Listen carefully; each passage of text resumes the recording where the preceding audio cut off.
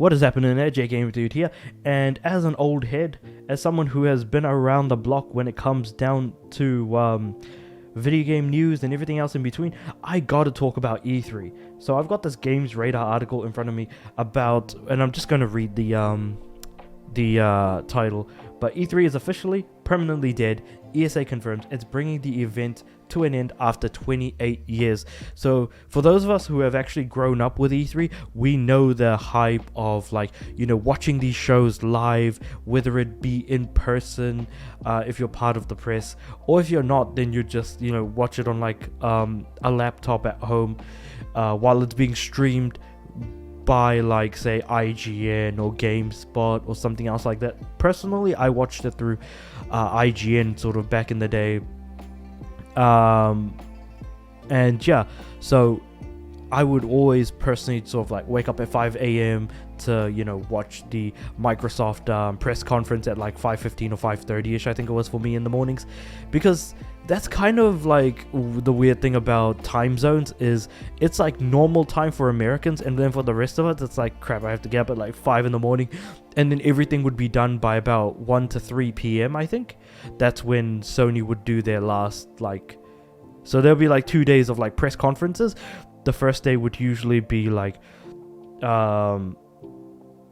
it would be Microsoft, it would then be EA, then it would be Ubisoft, then it would be Sony, and then eventually we also got Bethesda in there, as well as so it was Ubisoft, Bethesda started doing one, and then some other company started doing another one alongside Bethesda. I can't remember their name. And then eventually we did have more, and then more and more, like, as time went on, more and more shows started kind of popping up on the E3 sort of floor. And then the downturn for E3 really sort of started when Nintendo stopped showing up to E3 and started sending out like Nintendo Directs, kind of similar to like an ISIS execution squad, which definitely is a joke from Zero Punctuation. I'm not going to deny it. That was a funny joke.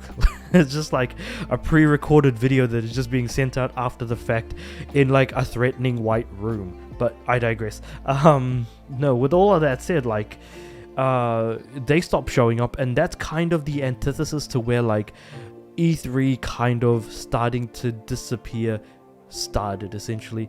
Otherwise there was no real sign of like E3 going away, and so that was probably around 2013 2014, and then slowly as time went on, in E3 2018 Sony completely stopped showing up, and then everyone else was still there.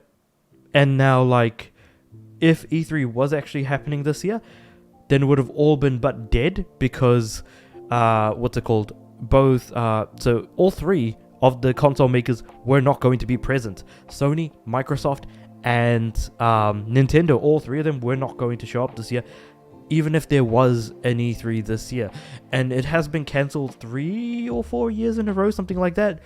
So at that point, it's kind of like the ESA is now sort of putting their hat up and being like, okay, we're kind of done with the business now at this point.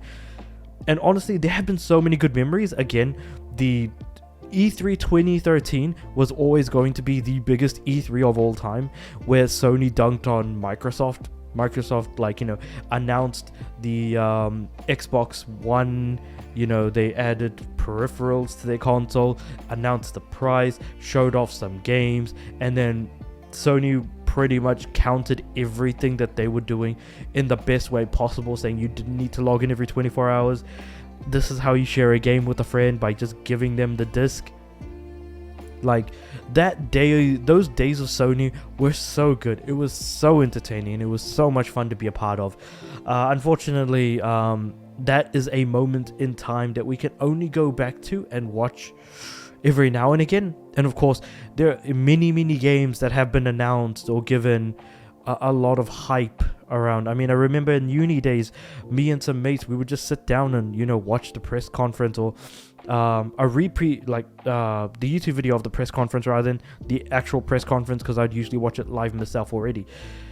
It's just, again, it is a lot of fun. It is the communal aspect of it as well that really helps.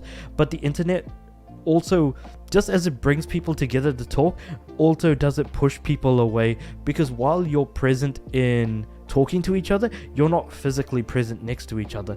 And that is such a very different way. And it also almost feels like it kind of starts to get a little bit dystopian.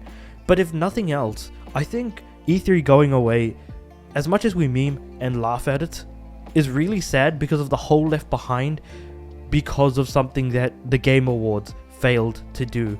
This recent Game Awards was just nothing but announcements and then like a bunch of celebrities. But the thing is that what should have... Oh, and actually Keanu Reeves coming out to announce Cyberpunk 2077. That was great. Again, those sorts of moments of E3 are now long behind us, it seems. And also with the Game Awards passing out, like, not passing out, well, I think passing out is a pretty good way of putting it. With the Game Awards having now since passed, it does make us realize how much we miss E3. How Summer Game Fest is just way too long throughout all of summer, whereas all of your announcements would be condensed in a single week rather than across multiple months. Because there's so much to show off now, so many more game developers, but then there's also so many people, so many games that are losing staff, that are losing people who are working on the game, and now all of these companies that are shutting down. Fantastic, for example, shutting down after releasing the day before because it was not financially viable, but also was a god-awful game.